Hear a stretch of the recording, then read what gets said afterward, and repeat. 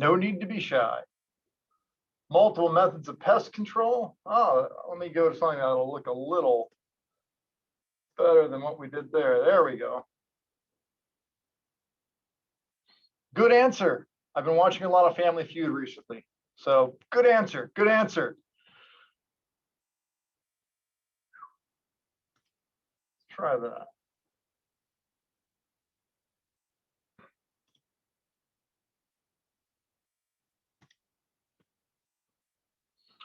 Approaching pest management from multiple angles, best management practice controlling pests, covering just about everything else. Does not have a single definition. Fun answer to go with. Because it always gets fun when people try to find ways to do it. I definitely love the holistic and sustainable methods to manage pests. So good answers across the board for what we're getting into. The reason I bring this up is because I sometimes find myself with a group that says integrated pest management, you're monitoring, when you find a threshold, you do something. And I kind of shake my head a little bit because that often leads to, oh, an invasive species comes in, you don't have a threshold, IPM is dead. If you ever want to frustrate me, let's say IPM is dead. That's not the case. It's that when different things happen in those environments, we end up having to adapt our management and come up with new strategies and new tactics. So this is actually from the National IPM Roadmap.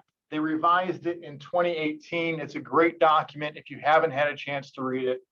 The USDA Office of Pest Management Policy got together all the federal agencies who deal with IPM, and it's a lot, and got them to agree on a common document for a roadmap for IPM. You can imagine how those discussions went over about 18 months of revision. And it came out with something that I paraphrased down to here. It's a sustainable, science-based decision-making process. It is all about the process because this is iterative. We're going to be going over it again and again to improve how well it works. It combines all manner of tools, biological, cultural, physical, and chemical tools. We're trying to identify, manage, and reduce the risk from both the pests and the pest management tools that we're using. And we're doing all of that to try to minimize the overall impact on health and environmental risks. So you start thinking about this, and it's broad. It's really broad for what it can start getting into. I go a step further and actually jump into the PAM's approach, which is one way that people have started to organize how they like to talk about IPM, really stressing, starting with prevention. Can you keep the pest out in the first place? So how do I keep things that could be invasive out of my area? How do I try to remove those reservoirs? All these practices that you can do before the pest shows up. Or if it has shown up, how do I remove it from the area? Then avoidance. How do I avoid maybe my watering regime that leads to more disease pressure? Or how do I avoid fertility that favors certain things over others? You're doing all that to start off with good agricultural practices before you have pest issues you need to manage. From there, now you start doing your monitoring. You know that there's pests in the area, or you know which key ones are out there. So how do we look at where those risks are and monitor to know what's going on? And then when something does reach to a point that you need to have suppression, let's follow up and make sure we keep those pest populations at a level that will not be causing us too many issues. So when invasive species come in, no, IPM is not dead. We just have to look back at our tactics and adjust our strategy for how we're going to deal with this. I'm dealing in organic, that's fine. It just means here's a section of tools you will not be using. Everything else still applies. So it gives a nice broad framework to it. It's also not just agriculture. Although we talk about agriculture a lot, it tends to be my go-to for examples. but it's with homes, it's with schools, it's with communities, it's with parks, forests, anywhere that you can have pest issues, we're applying IPM. This brings us to USDA NIFA. USDA NIFA is very much aware of IPM and has it worked into all their programs. They have a specific charge for us that the Southern IPM Center is not a 501c3, it's not a nonprofit, it is a grant. USDA NIFA has the Crop Protection Pest Management Program. In there, they have a section called the Regional Coordination Program. They have specifically asked us to take on these objectives to help increase coordination and efficiency of efforts going on in the region, to help people collaborate across states and disciplines, to help further IPM development and adoption. And notice not so much through doing the research ourselves, but forming collaborative teams, broad stakeholder participation, information networks. It's getting people to work together, all with their own backgrounds, all with their own talents, that can have the momentum we need to move IPM forward. And so the desired result of everything the IPM centers are doing is a broader implementation of the research findings. This is what NIFA has called us to do. So this gets us to our next question. And actually the polls worked out pretty well. You can enter as many answers as you like. What kind of groups are you thinking of that are involved in IPM in the South? I mean, I can already see from the folks we have here, we definitely have Sarah involved. We have, I'll let you guys keep going with this. We have a lot of different groups in the Southern region. Each have their own interests, each have stakeholders they talk to, and each are trying to advance this in their own way. We see IR4 there. IR4, excellent partner. They have regional hubs throughout the U.S. and they partner with all the IPM centers in all 4 regions.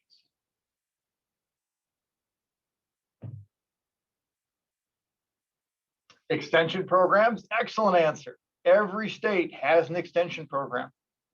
You have people on the ground, not only with an IPM coordinator trying to organize things at a university, but then you also have the extension programs for each commodity.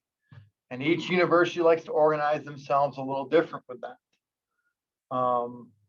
We do have a small crowd, so I'll go ahead and skip through this. This is the list that we keep up with. It's got a little bit of everything from the multi-state committees that are, I just met with 3 this week on corn, wheat, and soybean, and all the other committees that are trying to address different issues. You've got the people being funded through the Applied Research and Development Program, who are also part of that same budget line from USDA NIFA. Federal and state agencies across a number of environments, professional societies, land managers. We do have growers, homeowners, and Jim Van Kirk's favorite answer: anyone who breathes, eats, or wears clothes. That one got a little challenging because if our job is to reach out and facilitate communication with all these groups, at a certain point, we're not going door to door and knocking on people's doors and telling them about IPM. We don't have the resources to pull that off. Homeowners, growers to a certain extent, and that general populace thing, the Southern IPM Center doesn't focus on nearly as much. We focus more on the ones you see above, where there are organizations that we can, through working with them, work down with their partners. And our advisory council has frequently come back and told us, no, we would really rather you not be going and talking to homeowners and all the individual growers and directly working with them. We'd rather you'd stay working with us and helping leverage what we're doing in our programs and making things more efficient from that standpoint. So we've honored that throughout everything we're doing.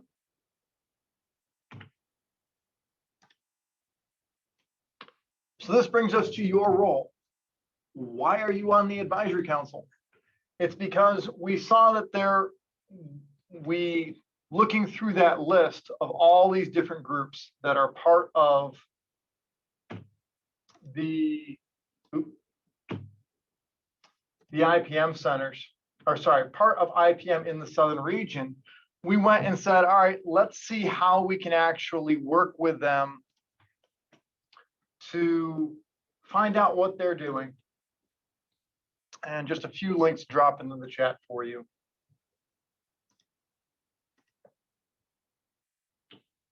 We need to know what you're doing and how we can better interact with your programs. We try to use that as an opportunity to also get other programs who are part of the advisory council to know about each other, so they can directly interact and have more leveraging of resources between their programs. And we're also hoping that from seeing what we're doing, you're taking that back to your organizations. So if there's things we have to offer that are of use to you and your stakeholders, this is an opportunity for you to be aware of that and take it back to them. It sounds like a pretty simple thing. It's fun trying to organize all of that. We have recently put in term limits, trying to get more rotation of personnel and some fresh blood coming through the advisory council. The two things I shared with you in the chat, one is the composition of our advisory council. We sat down and said, we only have so many resources when we have an in-person meeting, and at some point we'll have in-person meetings again. So how do we make sure we have enough to bring people to those meetings? That's what advisory council membership really means, is that when we have that in-person meeting, we'll cover your expenses to that meeting. We also open this up to guests, anybody and everybody who's interested in what's going on with IPM, although they may not be invited to the in-person part of it, they may be on the virtual side of it, because how can we get a facility that can accommodate the number of people that would be involved? So we're asking for active engagement with each of you representing your organizations. And hopefully that was clear when we were recruiting you. And that's going to be something that we're going to keep working through as we build our relationships with you. So to give you a gist of this, and what I've got for the rest of the presentation takes you through the parts of the Southern IPM Center, how we've structured ourselves and where we're going for our programs. So some introductions. You've already seen a lot of the staff here on this call. Some of you may be wondering, where's Denisha? Denisha, big round of applause for her. Say hi to her and congratulate her when you talk to her next. She has moved up. She is now a director for the Center for IPM at NC State. That comes with a load of additional responsibilities and other things that she's going to be focusing on. So she will still be involved from time to time with the IPM centers, but she's taking a step back with those responsibilities. That's why Roger McGarry, who some of you have not met yet, he's just come on and we've been having all the fun getting him through. This is the IPM Center and all the plates we have spinning. This is all the efforts we have going on. And we're figuring out how we move forward with this new combination. So Roger and I get to be co-directors and move this forward. Nothing on our programs currently is changing. It's just a little change in personnel. Many of you already know Wendy Britain, who through contacting you for preparing for meetings and other things like that. Kayla Watson, who's been leading up our communication efforts. And you've likely interacted with both Alex and Robin, especially with the IPM database I'll be talking about at the end of the presentation. Two folks behind the scenes that you don't see much, but are really important, Luz and Clarissa. They help keep all the financials in order, make sure everything else is working out, and help keep a lot of the administration behind the scenes moving smoothly so that Roger doesn't end up pulling all of his hair out and bald. It's an important role they play there. I'm down at University of Georgia, leading some of our programs, and then Henry Fatamiro is at Auburn, leading one of our programs that we'll talk about a little later. So with this group, we tried to get some diversity of institutions a little bit of our backgrounds are different, and that allows us to reach out to some of these different audiences as well. We've kind of got some core sections we've worked out for what the IPM Center does. First one that most people are like, ooh, really? Grants, money. People tend to pay attention when money's involved. We have about $325,000 a year we give out in grants. It varies from year to year depending on what the expenses are. Our first group, called enhancement grants, are where people have initial projects they're starting up, or they have a project just ended and they're finishing it off. And those are the capstone projects. They may also try to pull together a working group and get people working on a topic and have some products coming out of that. Enhancement grants are between $10,000 to $40,000, depending on what somebody is doing. That RFA comes out about September, beginning of September every year. We try to keep that pretty much on a schedule. We usually fund between 8 to 12 of them, again, depending on who's been asking for money and how much money's in the pot. This is where our school IPM working groups, ambrosia beetle working groups, conehead termite working groups all get funded out of. And where other projects like developing a vaccine for brucellosis and feral swine, starting up some of that initial work, other little research projects people bring up, or extending the information to have new guides put out for different commodities. That's where our enhancement grants really shine. Frequently from those, people put in bigger grants, SCRI projects, AFRI projects, the bigger funding from the pools you would see at USDA and NIFA. Our next one is critical and emerging issues. This is for within a year, a new invasive hits, new resistance develops, something really just hit the fan, and we need some funds to help pull some people together really quick. It's open anytime. There's a limited amount of funds, and once the funds are gone, they're gone. So it's that emergency fund of, we really need to get a meeting together fast. How can we do this? Or we need a delineation survey. How can we fund some of that work? Next, our underserved audience, which is something new that Denisha was starting up, that we've been working more with these audiences. We wanted to make sure we had a way to actually help them out for some of their special needs. And we've been developing that concept. Should be seeing a release of that hopefully in the coming year with more specifics on that. The final one we have is actually one of the most important ones, but highly undersubscribed. The IPM documents. Crop profiles and pest management strategic plans are in high demand by EPA, by folks trying to look at what priorities should be in different crops, in different areas. They're a valuable document that illustrates not how a crop is supposed to be grown, but how is a crop actually grown. The pest management strategic plans are done with stakeholders in the room asking the questions of, what are your practices? What are you actually doing? And recording where the pest management tactics they have aren't quite working as you'd like. EPA ideally would love to have those no more than 3 years old. Or sorry, no more than 5 years old. Got numbers on the mind. Currently, a lot of them are out of date. We fund the workshops and facilitate the workshops that would produce those documents.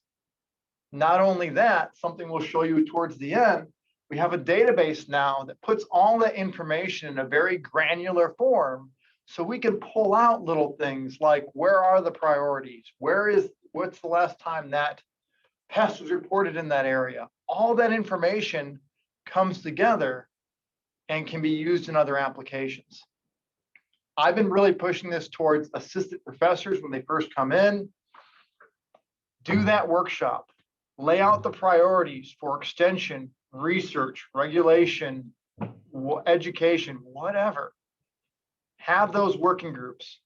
From there, now you have a great white paper to cite when you're going for grants and going for funding. After you've gone past your first step of tenure, do another one, because that's about 5 years, and that's about when you're going to need your next one. Update these documents and keep them going. They don't have to be state by state, they can be regional, but it's just pulling that information together so we have it as a reference. It's one of those things that we really need a lot more of. And if you know anyone with an interest, this is a document when EPA is making a regulatory decision, they'll come and look at these first to see what information has been put in there. And from there, they start following up with additional questions. Another program we have is the Friends of IPM. This was started by Jim Van Kirk back when he was director. He noted that there wasn't a lot of really promotion of IPM and identifying where we've had great successes, where we've made advances in developing pest management tactics. From this, they came up with the bright idea for new innovations, the IPM implementer, educator, pulling together for working groups, future leaders, and lifetime achievement to try to give recognition to the people who have been driving these things forward. It's had some pretty good successes. We do a lot with professional societies and even in communities. I went and presented one of these awards down to a school district in South Florida, where they have one of the best school IPM programs in the country, and it's used as the model by other schools. So helping to recognize and let that school board know what they have in their own district is a national treasure. It's something that has really been developed over time, and how do we promote that better? Communication is one of the cores that we bring in. We're talking about facilitating groups talking to each other. So Kayla Watson has been leading this up. She's relatively new for our team, but I'm getting amazed at how many folks, how long I've been around. So I guess new is a relative term. She's been leading up podcasts, websites. She's been getting to know all of our partners, finding out where their social media is, trying to reinforce their messages online, and finding out how we can all communicate together. She's also available that if you're wondering, how can I get my newsletter out better? Or I saw the podcast you were doing for AgTech 360. We're thinking about doing a podcast. What lessons can I learn before I go down that road? She's available for all those consulting and features just to help know what's going on. Some of you may be reminiscing, that's Jean-Jacques Dubois, who was our previous evaluator. Evaluation isn't necessarily an expertise everyone in the region has. I know a lot of the extension specialists wish they had somebody to help with evaluation of their programs. We are currently hiring this position and hope to be able to announce who we have fairly soon. This person provides that evaluation consulting and expertise. If you have a project coming up, you're wondering, how could the evaluation for this be done well? They would be a reference to go to. They also evaluate all of our own programs within the center to help improve how we're reporting back to NIFA on our outputs and our outcomes. And then a section we don't talk about too much, Wendy Britain. It's a good thing she puts her New Jersey upbringing to good use. She has no problem harassing people to find out information of when there's a call from EPA saying, this is going to change, or this is being looked at for a change with a rule. We would like to know how this would affect your operations. When we get those requests, we send Wendy out, and Wendy hounds specialists in states to start pulling together this information saying, if this regulation changes, how is that going to affect your practices? So we can give proper feedback and a voice to the Southern region. So she reaches out to all the state specialists. I believe she also reaches out to IR4, reaches out to anyone who can provide information on that. So that's our core programs for just general operations and what we do. And I'm going to skip through this one a little bit because we don't have as big of an audience. We have signature programs that when NIFA put out the request for the regional coordination programs, they said, what areas are you all going to focus on in trying to move some of these issues forward in the region? Every region treats this a little differently. The way we tend to treat it in the South, we use this as where we're going to put some of our own efforts and time into developing programs to help pull people together specifically on these issues. So the first one, invasive species, is one that I end up managing. A lot of what we do here is finding out when a new invasive species comes in, how do we start getting a handle on where it is, what it's impacting, how do we manage it better? The South has always been strong in technology. And with the other 4 IPM centers, all 4 said this was a real issue. We are all going to be focusing on how we can move this forward. From the North Central region, they've been for a long while making pest alerts when new invasions come in. So they have brought that to the table in developing part of this invasive species response kit. We're pulling together all the different resources and services we have in order to make them available for people that need them. We're encouraging folks in the region to develop work groups, and that's where our grants programs have come in to help fund some of that work. And we're also strengthening the initiatives with other programs.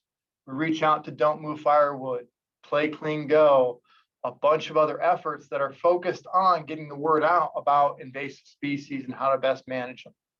And as new things come in, like spotted lanternfly, we work with Stop SLF, we work with Stop BMSB. We help make sure we're facilitating the communication between groups. And if someone's putting out a good message, how do we work with that? I mentioned that strong technology from the Southern region between Bugwood at the University of Georgia and the Center for IPM at NC State. You've got 2 IT powerhouses that do a lot in the region. Bugwood has EdMaps. It allows us for real-time reporting of invasive species from your smartphone or your computer. Those reports come in and get verified by experts. So if you want an early detection and rapid response program to help manage that data, here it is. Made freely available to any groups that need it. We just have to add the species and start working with you on how the maps need to come together. We frequently work with state departments of agriculture, the universities, USDA, APHIS, PPQ, making sure we're following all the appropriate rules, we don't get in any issues. And how do we start facilitating this discussion of invasive species and where it's at? We've gotten into groups like NCERA 220, not 222, the Corn Disease Working Group, working on tar spotted corn and helping them do their annual maps. They have reporting where they're seeing that come in and spread. So you're seeing in this brighter red where these were new counties that didn't have previous reports. Was that actual spread of the pathogen? In this case, no, that was Darren Mueller. He went out and drove through all the counties and looked for it. But you see the example of tracking where these new infestations are going and making people aware of the issues that are coming up. We've also been getting into the policy side and trying to bridge the worlds of invasive species, which tends to focus a lot on early detection and rapid response, and IPM, which, although I believe it has a strong role in early detection and rapid response, frequently gets relegated over in this protection section. So we're working now to actually put out some white papers and have some more discussion of when you're talking about the invasion curve, how do we have a better handoff between your early detection, rapid response, and routine management? Things will establish. When it happens, how do we make sure we're prepared? And how do we make sure we have all the tools in place so when the next pest shows up, we don't have to rebuild the wheel. It's ready to go. So that's what we're focusing on for invasive species. Resistance management. Resistance is another issue it's cropping up all over the country, and not only country, but the world, in places where people are trying to control it with various pesticides, and suddenly we're losing efficacy. The approach we've been taking is to work with the partners that we've reached out to. Some good folks up in Michigan State University with the pest. They have the database of the entomological records for resistance. IRAC and Syngenta working through their programs for what they've been working on in IR4, and trying to pull together some information about where can we start talking about resistance. Some of what we're doing is following the same lines as what you do with an invasive species, and trying to say, can we actually say, I think I might have an issue here, and follow that up with, if I think I have an issue and I had someone follow up with me in the field, are there labs willing to test? These are actual interfaces we have that actually answer the question of, well, if I wanted to test for that, could I? Is there someone out there who'd be willing to take a sample? And what do I have to do to give them a sample? We've been working with the southern region small fruit consortium on pulling together some of this for what they're looking at for fungicide testing. We've already pulled some data in for botrytis gray mold on strawberry, Orwidia on apples, and trying to show that we can start talking about resistance, start looking at where these mode of actions and where these different issues are, make people aware, and maybe even get some tools out there for awareness in season. Right now, a lot of it's in having the discussions because everyone's concerned about necessarily lighting up a map. So we're finding some of those easy areas. We're pretty sure we can have that conversation and no one's going to have an issue with it. Both of these link very closely with the facilitation of innovation through technology. I've mentioned a bunch of times, technology, it's what the South does. Between, as I said, Center for IPM, we've got Robin, we've got Alex, we've got a whole crew of programmers at Center for IPM, plus we've got our programs here at Bugwood. We're strong in this area. And so we're looking to take all the technology that's available and make sure we're using it to the furthest extent. In some cases here, we're actually helping people to decide what tools they're going to be using, even if we're not the ones building and running them. Just acting as a sounding board to let people know what options might work out well for them. The last two, underserved audiences. As I mentioned before, we have a lot of underserved audiences, whether you're looking at Hispanic populations, populations in Puerto Rico and the Virgin Islands, historically Black colleges, a lot of folks in the region that we don't reach out very well with for information on IPM. So the NIFA was leading up an effort on underserved audiences to find out how we can interact better with them and make resources available to facilitate the adoption of IPM in those communities. It started off with some of the PMSP workshops. She was working on them for coffee in, I believe that was Puerto Rico, right, Robin? Yep, okay. So going there, finding out about their issues, and having a good time seeing what was actually going on post all the hurricanes and other issues they'd had. And that PMSP is actually going to be available soon if it's not already. Denisha was also leading up the pollinator protection program, having demonstration gardens in North Carolina, field days, talks, helping to promote and have the conversations around pollinator protection. She was also coordinating a lot of those efforts around the region, bringing that into different replicated field plots they were trying to do at different golf courses and other places in the landscape you could do that, and trying to culminate that into some articles in Journal for IPM, for which she's an editor. So trying to advance that through just bringing some of that up in some more areas.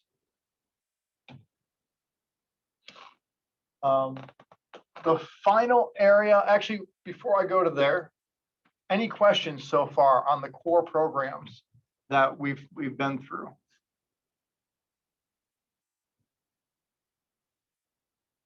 I know that's a lot, and I kind of got on a roll. Yeah, you've done a good job. Okay. I haven't surprised you. Mike's been on the advisory for a while. I haven't surprised you with anything yet, have I, Mike? No, actually, some of the things are even making more sense now than they did before. So thanks. Not a problem. IPM is gaining traction. By the way, Joe, thank you for the very nice presentation and update on what the Southern IPM Center is doing. I have two more for you, so we're not quite done, but yeah, go ahead.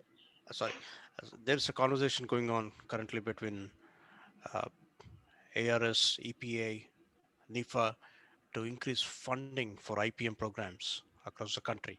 So there's a talk about area-wide IPM funding in USDA. So back in 2015, Congresswoman Tulsi Gabbard introduced a bill in Congress, but it never came to the floor for voting. But they are trying to increase that funding, and a lot of the professional societies are also getting involved. So I'll keep this group updated if I know something. Yeah, very, very good to know. There's definite areas that I always think of the extension implementation program. It's one of those sections of crop protection pest management that is underfunded. And there's lots of other areas, lots of things we could do if we had the resources. I saw Candace was taking notes, so I know some of the things were resonating with her. So excellent. Okay, last two, and then we're good to go. The South is special, and I don't mean that in the bless your heart way. We have a section of our grant that the other IPM centers don't. There is something called the IPM Information Supplement. It came back from, there was a time where there was a separate budget line, and it was to help support decision support systems that were being produced by, well, Center for IPM at NC State, but it was part of the Southern IPM Center. It was a very close relationship there. That got rolled into the crop protection pest management line, and that's where this whole information supplement came up. What it was realizing was there are tools that are created that after a grant's over, you wonder where that thing's going to live. There are certain resources that are really core to doing IPM. And if you don't find some way to support those things, it's going to be difficult because you're asking someone to do more to support national efforts with the same amount you gave them for a region. So the supplement was added on, and the ask was for us to help develop, implement, and maintain useful tools that provide access to the information networks and collaboration you need in the IPM community. I love the fact NIFA wrote it that broad because it gave us a lot of room to work and imagine how can we help people to work better together. So in developing this, we have a host of things we offer. Some work for some groups, some don't. And it's up to those groups to decide what's going to work. We had a lot of folks having projects with deliverables, timelines, and group communication, and wanting to have a common place for their documents. They were managing their projects, be it the multi-state regional projects, be it a project for a grant. So we had an option for Basecamp, which allows them to have those communication, those documents, to manage timelines. So we make that available to anyone working on an IPM project. Doesn't cost us anything more than what we've already put into it, and they're on the IPM Center account. We're happy to do it. Once they're in there, it's pretty much self-service for them to set up and do what they're going to do. Similar with Slack, having those conversations for, knowing who's around and working on what. You don't always need that full project management thing. Sometimes you just need a place to have discussions.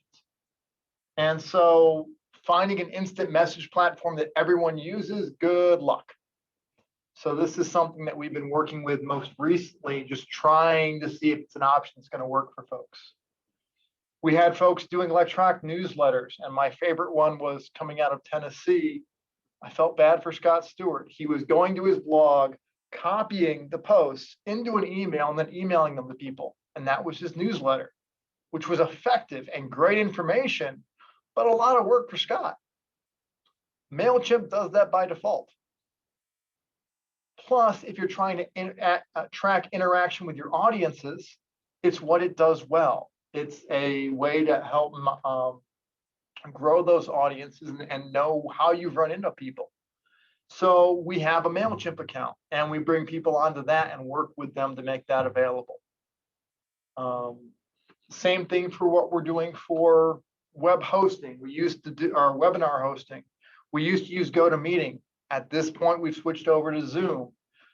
But it's the same thing. It's technology and saying, look, you may not be comfortable with all the Zoom controls.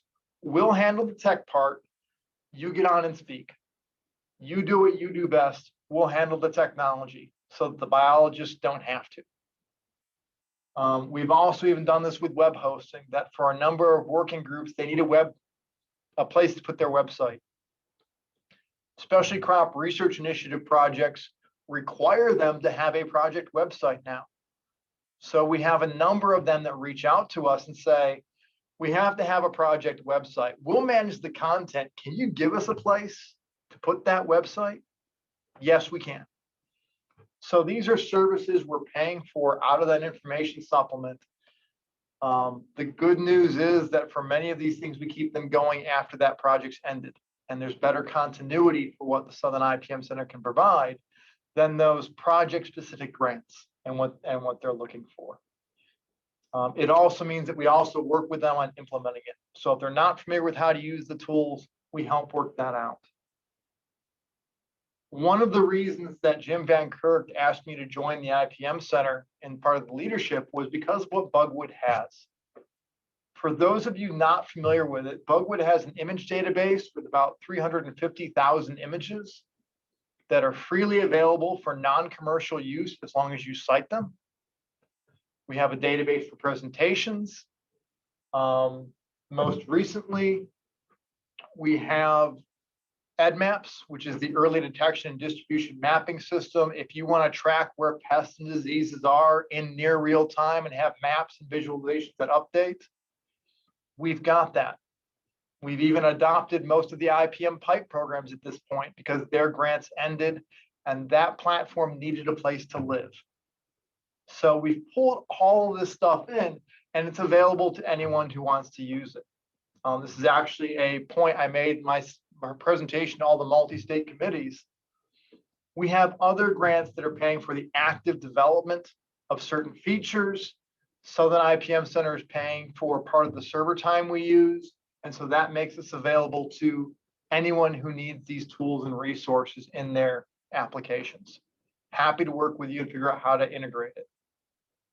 In a few cases, like with my IPM, when someone came to us with an application and said, my grants have ended, I'm getting pressure from my institution on where this thing needs to live.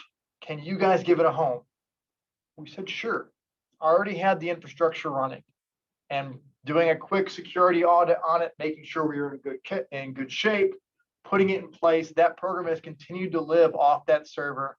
Doesn't take a lot of resources, but provides a fruit and nut guide from Maine down to Florida and out to Tennessee, really covering a breadth of area for IPM. Doing same thing for Peanut RX, taking that Excel calculator they had for knowing your peanut risk and just converting it into a quick web tool, something that was real easy to do, and we're happy to do it. So this is where we spend a lot of time in this information technology section, is helping build out this portfolio to help supplement and support what USDA NIFA is aiming at long term. And that actually brings me to my last slide, one of the most exciting things we have, which is the IPM data resource. I talked about the pest management strategic plans and crop profiles that are out there. This is the project that Robin's been building out and working on for years. Those used to be all PDF documents. I think we all know the joy of trying to do a search in a PDF document. It doesn't work. And if you're trying to pull out from all kinds of places, well, where does this pest show up across everything? You're going to spend a lot of time doing searches. The database Robin's built, you select that. All right, here you go. We have it all databased. One of the latest things she put out was a search for priorities. You want to know where biocontrol shows up in any of the priorities, in any of the documents that have been databased, enter a search and get a list. And here's the actual priorities that are here.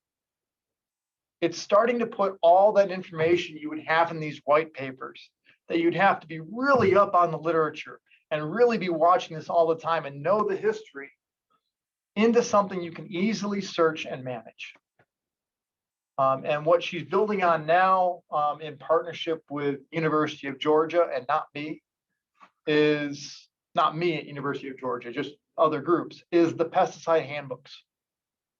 They're the first groups trying to say, can we get the efficacy tables from the handbook, which is how we say you should grow things, into this guide? Because the information is very similar. And if that works out, it may end to some easier updating of this content over time, knowing exactly what was changed, and also extending it out. Robin's working on an API that we hope to have out next year, which is going to give you access to all the granular information in these documents. So if you're saying, well, I'd really like to be able to pull the areas that said they were growing tomato in this year from that document, here you go. So some very exciting things we're doing in that area that I think we need to do more awareness of as we go through, and as we get more documents in and get more people to apply into that program for writing pest management strategic plans. It's just going to become a even more valuable resource. So that's the last two. I'm at questions. Was there anything here that really tickled your fancy, or something you'd like to follow up on more? You'd mentioned that Bugwood had IPM presentations in addition to the images. I was wondering where you can find that. Yep, that is at presents.bugwood.org. I'm dropping the link in the chat. It's not a broad selection of presentations at this point, but it has continued to grow over time. Where people have enjoyed this, and here actually is a bunch of the presentations that are in here. You have some stuff on pecan IPM and various school IPM modules. What people have liked about it is, if you happen to be the author or contact for this, first of all, I can actually embed this into a website. So if I want to actually watch the presentation, I can. If I want to replace the presentation here and everywhere else it's embedded, authors can do that. So with one upload, you just changed it everywhere it is. It's something that's, again, we've been promoting more and more for what we're doing. It's getting more traction, but there's still a lot of work for people to know where this stuff, how to get to all this. The other one that we do have a resource database, which is trying to track a little bit of everything. So if I want to know where I could find, let's say, I'm looking for some social media graphics that I can reuse. I could come here and here's a list of all those, or I'm looking for calculators that people have out there. Here's a list. Not only do I want to know it's a calculator, but I would really like it if it was applicable to cotton. Okay, here's the one we have. We're developing this along the lines of, we have the image database, the presentation database. We actually have a database for video too. There's all these other resources that don't fall in any clean categories. And we want to find a way to organize them, make people aware of them. And I haven't seen a clean solution that works well across all agencies and groups and organizations. So we're using this to help make people aware of the resources and then also serve them out to other places when people say, well, can I get a list of that? More than you asked, but something you probably wouldn't mind knowing. Other stuff?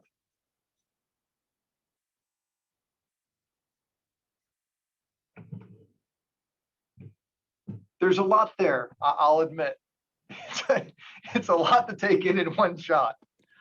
I'm hoping that in going through the presentation, you saw there was some logical flow to a lot of it. Joe, Kayla is in a webinar right now, so she couldn't join us, but she asked me to let everyone know about the IPM Hour webinar tomorrow at 1 p.m. And I'm going to add that to the chat, the link to it. Okay. And I just saw I sent that link only to VJ earlier. And yeah, if you've got the link to the IPM Hour webinar, I believe tomorrow is David Riley talking about resistance with, I think, diamondback moth.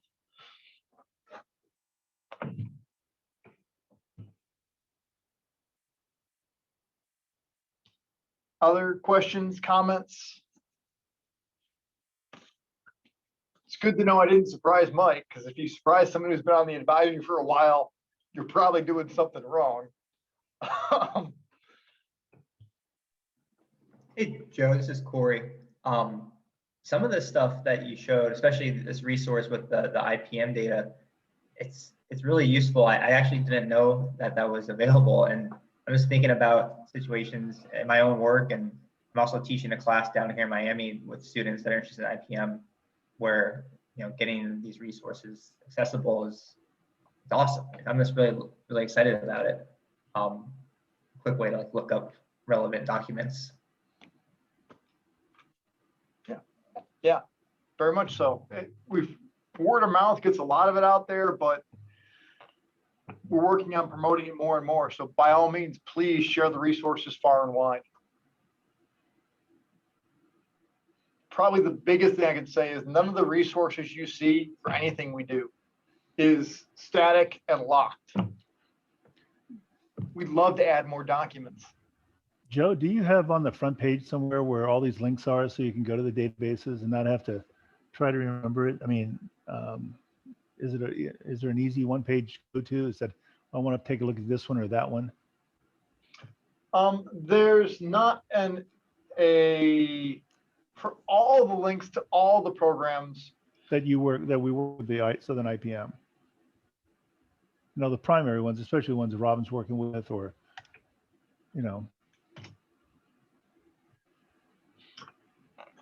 So if I were to go to it from here, Robin's typically ends up under priorities because that's what people are looking for from here.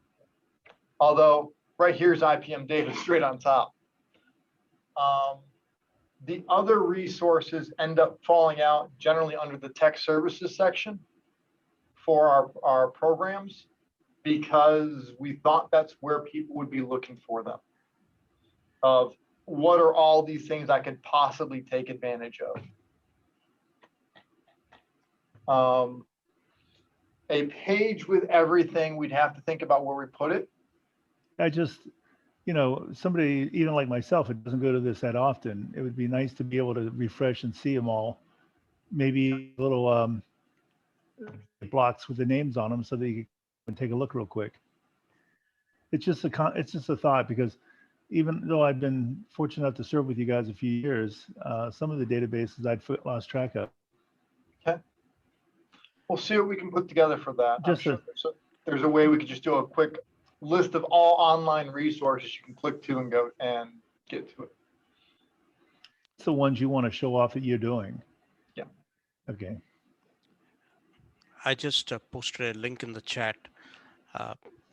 That's registration for a free webinar being organized by the USDA OPMP on herbicide resistance. And the presenter is a very well-known expert known around the world. Excellent. I will say, I think we've signed up most of the advisory council, all the advisory council for our newsletter. Kayla is checking in with us so that we have more releases about things we want to talk about, making sure it's in there. That should help keep us up to date. We're also doing a better job of feeding her things. So we have new features. Let's go ahead and talk about new features as they come out and not just a whole new resource when it comes out. So look forward to some of that in the newsletter. If there's nothing else from the group, we've had a really good conversation for this. We'll see how well the video turns out, because I'll admit I was a little foot and mouth in certain parts of that, but should be interesting.